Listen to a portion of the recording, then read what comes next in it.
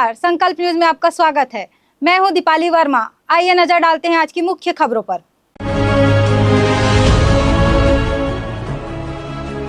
12वीं बोर्ड की अंतिम परीक्षा का हुआ आयोजन। मेंटल अस्पताल में मरीज की हत्या, पुलिस जांच में जुटी।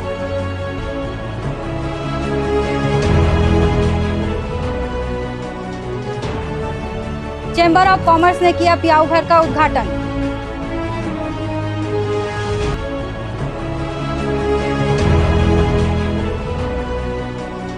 चैम्बर ऑफ कॉमर्स ने किया पियाऊ घर का उद्घाटन।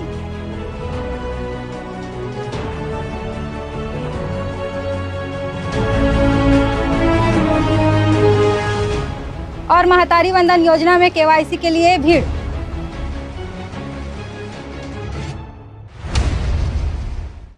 अब खबरें विस्तार से। माध्यमिक शिक्षा मंडल द्वारा कक्षा 12वीं हिंदी पेपर लीक होने के बाद यह परीक्षा रद्द कर दी गई थी। लगभग 20 दिन बाद हिंदी विषय परीक्षा कड़ी जांच पड़ताल और सुरक्षा व्यवस्था के बीच आयोजित की गई।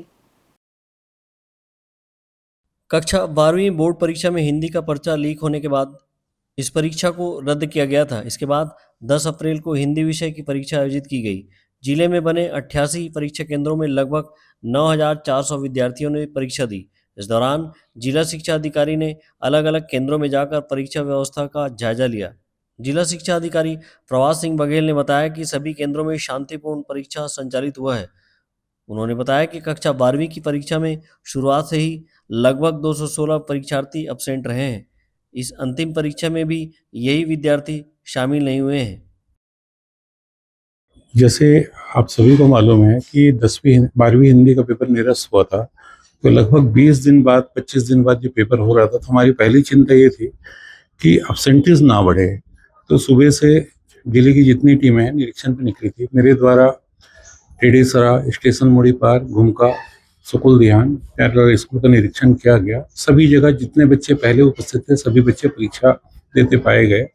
परीक्षा सभी जगह नियमानुसार संचालित है और ये आखिरी पेपर है। उसके बाद बच्चे निश्चित रूप से हमारे कॉलेज में जाएंगे। तो ये बहुत अच्छा रहा कि जितनी निरीक्षण की टीमें हैं सभी निरीक्षण पे गई हुई है और लगभग सभी टीमों द्वारा आज 40 से 45 स्कूलों का निरीक्षण किया गया है और सभी जगह परीक्षा संचालन शांतिपूर्ण पाया गया है। सभी जगह पुलिस के अधिकारी कर्मचारी भी मिले और नियमानुसार जैसे नियम परिवर्तित हुआ था, जो पेटी से प्रश्न पत्र निकालते समय राजस्व के अधिकारी सभी जगह उपस्थित थे।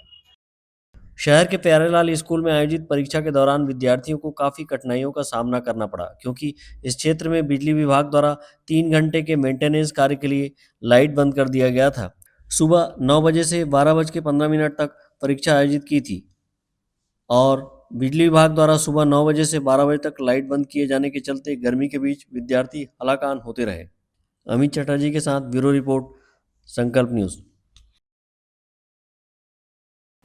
राजनांदगांव जिले के देवादा मेंटल हॉस्पिटल में उपचार के लिए भर्ती एक व्यक्ति की हत्या होने का मामला सामने आया है। अज्ञात आरोपी द्वारा हमला कर दूसरे विक्षिप्त की हत्या कर दी गई। सोमनी थाना क्षेत्र अंतर्गत ग्राम देवादा मेंटल हॉस्पिटल में उपचार हेतु 42 वर्षीय कामता प्रसाद को भर्ती किया गया था। बुधवार गुरुवार की दरमियानी रात अज्ञात हमलावर ने कामता प्रसाद की हत्या कर दी। वारदात की सूचना मिलने पर पुलिस ने मौके पर पहुंचकर जांच शुरू कर दी है। बताया जा रहा है कि अस्पताल में सीसीटीवी कैमरे भी बंद थे। इस मामले में एडिशनल एसपी कीर्तन राठौर ने कहा कि अस्पताल में भर्ती एक अन्य मरीज के द्वारा घटना कारित किया जाना प्रतीत हो रहा है। घटना को लेकर अस्पताल प्रबंधन की लापरवाही सामने आ रही है। पुलिस द्वारा सभी पहलुओं पर जांच की जा रही है। थाना सोमनी क्षेत्र अंतर्गत जो मेंटल हॉस्पिटल है और डॉक्टर प्रमोद गुप्ता का, वहाँ पर जो ग्राम देवादा अंतर्गत आता है, वहाँ पर परसों रात को 8 बजे एक महत्वपूर्ण सूचना मिली थी, जिसमें एक आदमी का जो वहाँ पे मरीज पेशेंट एडमिट था, उसकी मृत्यु हो गया था। ऐसा सूचना मिलने पर थाना प्रभारी द्वारा रात में ही घटनास्थल जाकर के निरीक्षण किया गया, जहाँ घटनास्थल पर बहुत सारे ब्लड निकले हुए मिला गया। मृतक का जो हॉस्पिटल प्रबंधन द्वारा उसका सांसें चल रही है, इस स्थिति में यहाँ मेडिकल कॉलेज लेकर आया गया था राजनांदगांव, जहाँ वहाँ डॉक्टर द्वारा अवलोकन के पश्चात बाद डेट घोषित कर दिया गया था। प्रकरण की गंभीरता और संवेदनशीलता को देखते हुए आदरणीय एसपी मैडम के दिशा निर्देश मार्गदर्शन में वरिष्ठ अधिकारियों की टीम द्वारा जाकर के घटनास्थल का निरीक्षण किया गया। इसके अलावा जो एफएसएल के दुर्ग एफएसएल राजनांदगांव की भी टीम आकर के घटनास्थल का निरीक्षण की थी। इसमें प्रथम दृष्टया प्रकरण में एक अन्य जो वहीं का जो आरोपी जो था वो भी मरीज था, जो कि परसों रात को ही एडमिट हुआ था। उनके द्वारा उक्त घटना को कारित किया गया करना प्रथम दृष्टया पाया गया, जिस पर धारा 302 आईपीसी के तहत अपराध पंजीबद्ध किया जाकर के विवेचना में लिया गया है। और प्रकरण में भी उसमें चूंकि जो आरोपी है वो उसका मेंटल स्थिति चूंकि वो खुद एडमिट है, तो इस संबंध में उनको मुलायजा करा करके और घटना स्थल में जो भी साक्ष्य है उसको संकलित करने का प्रयास हर संभव किया जा रहा है।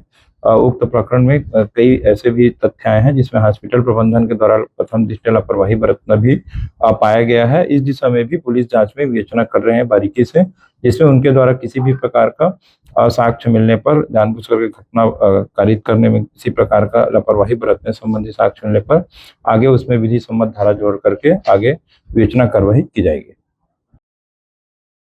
अस्पताल के भीतर हुई हत्या के मामले में मृतक के परिजनों के साथ ही लोगों ने मुआवजे को लेकर चक्का जाम भी किया, जिसके बाद अस्पताल प्रबंधन ने परिजनों को आर्थिक रूप से सहायता देने 20 लाख रुपए मदद करने की घोषणा की है। अमित चटर्जी के साथ ब्यूरो रिपोर्ट, संकल्प न्यूज।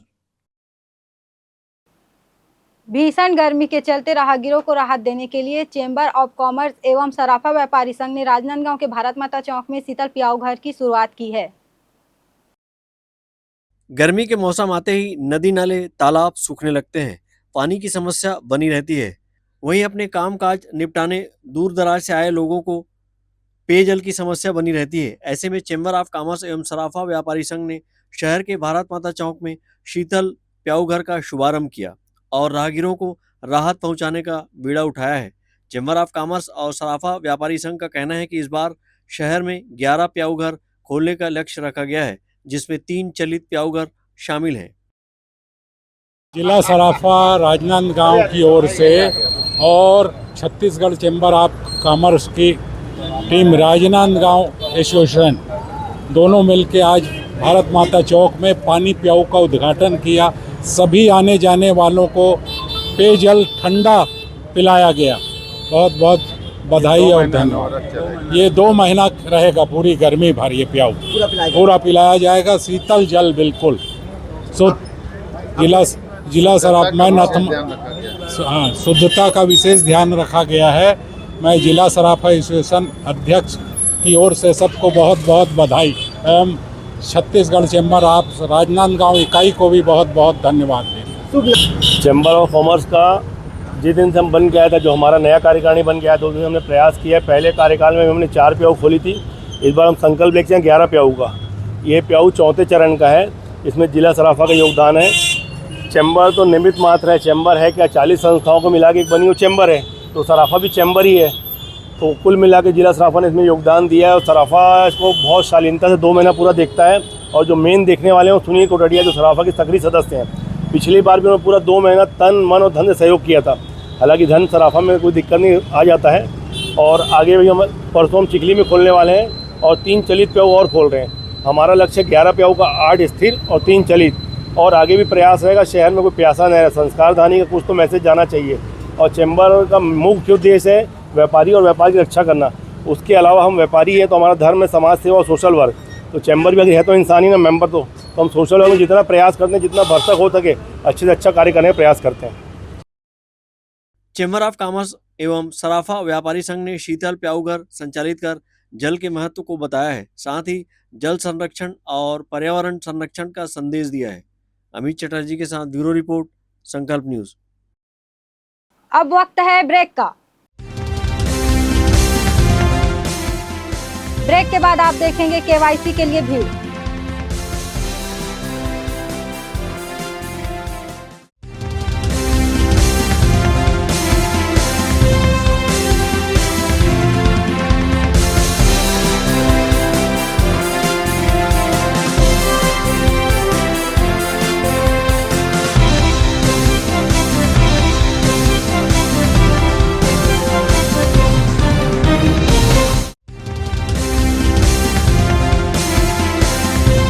सबसे पहले तो मैं संकल्प न्यूज़ प्रारंभ होने पर एजेंसी को अपनी ओर से शुभकामनाएं और बधाई देता हूं। और जिस तरीके से पहले भी शहर के विषय को और जिले के विषयों को उन्होंने प्रमुखता से यथोचित प्लेटफॉर्म पे रखा है, उसी तरीके से आगे भी रखेंगे और इसका लाभ शहर की जनता को, जिले की जनता को मिलता है। कोई भी विषय जो आवश्यकता है उसके अनुसार, चाहे वो जिला प्रशासन हो, राज्य शासन हो, जनप्रतिनिधि हो, उनके सामने रखने से करीब करीब ये विषय क्लियर होता है कि ये समस्या है और इसका समाधान आवश्यक है। तो इस न्यूज़ चैनल को स्थानीय स्तर पर प्रारंभ करने से हम लोगों को भी बेनिफिट है और पब्लिक को भी है। एजेंसी को हो ना हो, लेकिन जनता को जरूर है, तो इसका लाभ जनता को मिलेगा, सबको मिलेगा। मेरी शुभकामनाएं हैं और इसका लाभ हम लोग भी लेंगे। और इस समय स्वच्छता सर्वेक्षण एक हमारे दृष्टिकोण से बहुत महत्वपूर्ण विषय है, इसमें आपकी सकारात्मक योगदान होनी चाहिए, ऐसा मैं निवेदन करता हूं। मैं लोकल जो चैनल चालू उसके टीम को पहले बहुत बधाई देना चाहता हूँ और मैं चाहूँगा कि पहले की तरह जो चलती थी उसी प्रकार चले, क्योंकि जो कभी हम लोकल पेपर न पढ़ते थे, पूरा न्यूज़ के माध्यम से खबर लग जाती थी, मोबाइल ऐसे माध्यम लगे थे, बीच वैसे ही संदेश देते रहे जिसमें शहर के विकास और स्थानीय तौर पर क्या कोई घटना जो भी है जानकारी को मिल जाती थी। मैं टीम को चाहूँगा उसी प्रकार काम करे और अच्छे से कार्य करे। संकल्प न्यूज को मैं पुनः एक बार बहुत बहुत बधाई और शुभकामनाएं देता हूं, क्योंकि संकल्प न्यूज ने पहले भी इस क्षेत्र में बहुत अच्छे तरीके से काम किया है और वास्तविकता जो जनता के बीच में रहती थी उसको बिल्कुल दिखाने का उन्होंने पूरा प्रयास किया है। मैं अपनी ओर से चाहूँगा इस बार भी उसी प्रकार वही धमाकेदार न्यूज़ और सच्चाई को अपने अवगत कराते हुए संकल्प न्यूज फिर से शुरुआत हो रही है, इसलिए मैं दिल से बहुत बहुत बधाई और शुभकामनाएं देता हूँ। मैं संकल्प न्यूज़ के सभी साथियों को बहुत बहुत बधाई देता हूँ। पहले भी निष्पक्ष रूप से आप लोगों ने शहर की आवाज़ को उठाया, सत्ता के गलियारों तक यहाँ के लोगों की समस्या को पहुँचाया। मैं उम्मीद करता हूँ पुनः आपके माध्यम से सरकार तक आम नागरिकों की आवाज़, यहाँ की समस्या पहुँचेगी और मेरी तरफ से पूरी टीम को बहुत बहुत शुभकामनाएं एवं बधाई देता हूँ। फर्नीचर जो एक कहानी कहता है, फर्नीचर जो हमारे घर को घर बनाता है। सबसे अच्छा फर्नीचर जो आप इस ग्रह पर पा सकते हैं, Shaheena furniture mall and home appliances. Luxury sofa, deluxe sofa, दीवान, अलमारी, डाइनिंग टेबल, लकड़ी व स्टील फर्नीचर, फाइबर फर्नीचर एवं LED TV, fridge, washing machine, AC, cooler व किचन संबंधित सभी प्रकार के सामान के थोक व चिल्लर विक्रेता। 0% ब्याज दर पर बजाज फाइनेंस व EMI फाइनेंस की सुविधा उपलब्ध। अब पैकेज खरीदी पर पाएं आकर्षक डिस्काउंट या गिफ्ट हैम्पर जैसे iron, bedsheet, mixie, suitcase, cooler और भी बहुत कुछ। इसके साथ ही 2000 या इससे ऊपर की खरीदी पर पाए 500 रुपए का गिफ्ट वाउचर। शहर के पास भीड़ से दूर Shaheena furniture mall and home appliances, Mahamaya Chowk से 600 मीटर की दूरी पर, डोंगरगांव रोड, गोकुल नगर के आगे चर्च के पास, राजनांदगांव। राजनांदगांव जिले का सबसे विश्वसनीय अस्पताल शारदा मल्टी स्पेशलिटी हॉस्पिटल, 40 बिस्तरों का सर्व सुविधा युक्त अस्पताल। हमारे यहाँ विभिन्न डॉक्टरों की OPD सेवाएं संचालित है, साथ ही ऑपरेशन की भी सुविधा, उपचार एवं भर्ती की सुविधा 24 घंटे उपलब्ध है। आयुष्मान कार्ड धारकों के लिए इलाज की सुविधा, वरिष्ठ हड्डी रोग विशेषज्ञ डॉक्टर दिनेश अग्रवाल की सेवाएं 24 घंटे उपलब्ध। सभी प्रकार के फ्रैक्चर के इलाज एवं ऑपरेशन की सुविधा, जोड़ प्रत्यारोपण, रीढ़ की हड्डी का ऑपरेशन, लिगामेंट पुनर्निर्माण, हड्डी संबंधित जन्मजात व विकृतियों एवं जोड़ संबंधित बीमारियों का इलाज, साथ ही डॉक्टर आयुष अग्रवाल जनरल एवं लेप्रोस्कोपिक सर्जन, पेट का दर्द, सर्जरी, पेट में जलन, लेजर द्वारा फिशर, बगंदर, पाइल्स, लेप्रोस्कोपी से छोटे चीरे की सुविधा, एंडोस्कोपी, डायग्नोस्टिक। इसके साथ ही शहर के बीचों बीच कामठी लाइन भारत माता चौक के पास OPD की सुविधा भी उपलब्ध। Sharda multi speciality hospital, Kailash Nagar, Rajnandgaon.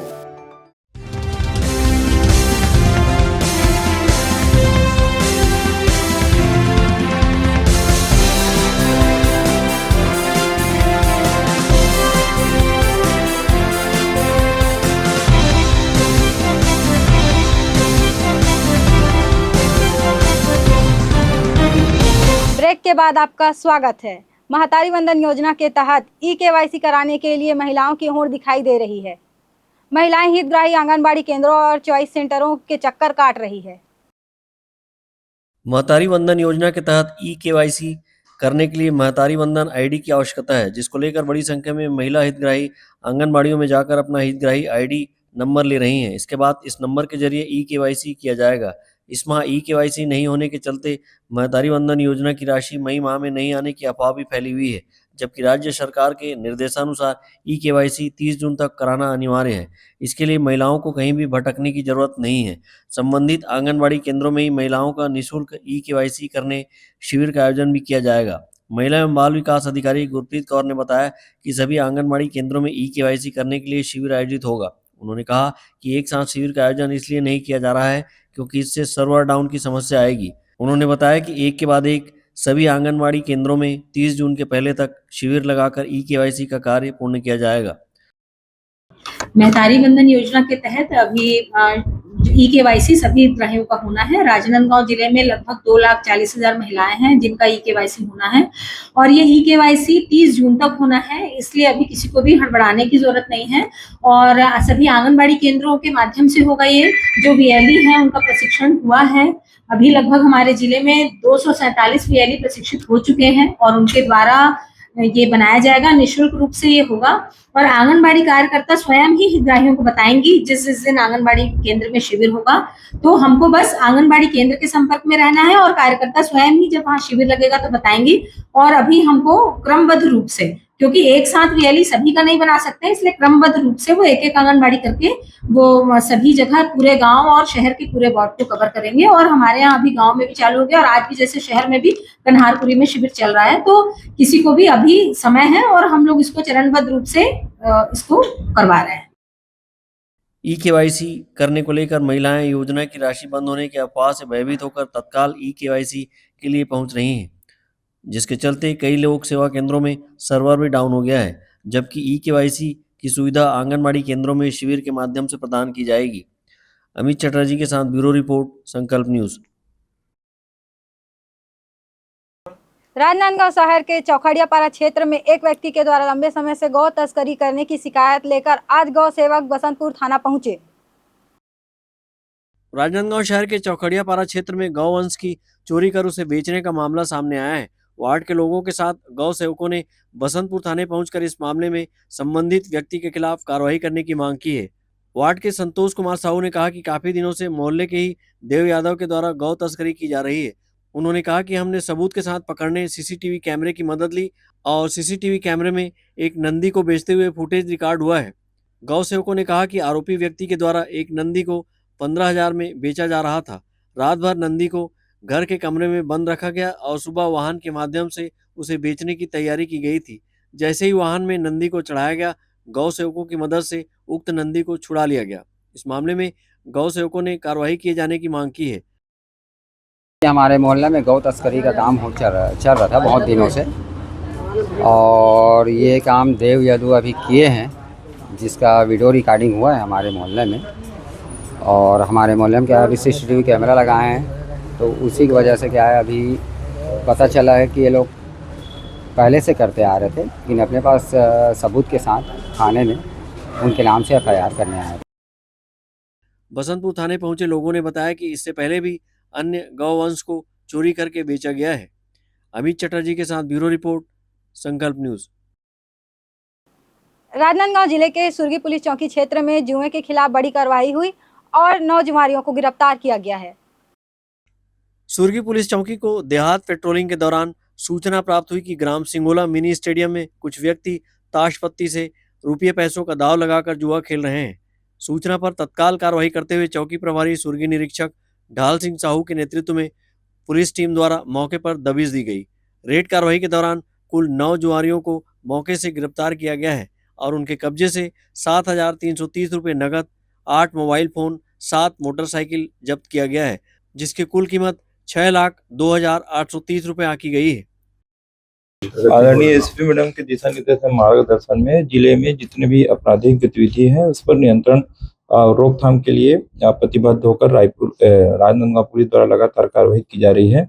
इसी के तारतम्य में चौकी सुरगी क्षेत्र अंतर्गत ग्राम सिंघोला में परसों रात को मिनी स्टेडियम के पास अज्ञात लोगों द्वारा जुआ खेलने के संबंध में सूचना मिलने पर सीएसपी राजनांदगांव जो वैशाली जैन मैडम है उनके दिशा निर्देश और उनके नेतृत्व में टीम के द्वारा रेड की गई थी, जिसमें प्रकरण में घटनास्थल से लगभग 9 आरोपी को गिरफ्तार किया गया है और 7,000 रुपए जब्ती करने में महत्वपूर्ण सफलता प्राप्त हुई है। आरोपियों के कब्जे से उनका मोबाइल 7-8 और 7-8 की संख्या मोटरसाइकिल भी बरामद हुई है, जिसको प्रकरण में संलग्न करके जब्ती करके आगे विधि सम्मत कार्रवाई की गई।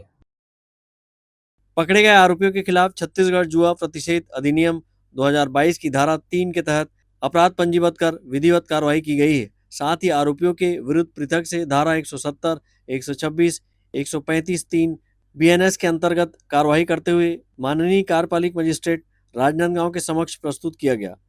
अमित चटर्जी के साथ ब्यूरो रिपोर्ट, संकल्प न्यूज। आज की खबरों में बस इतना ही। हमें दीजिए इजाजत। नमस्कार।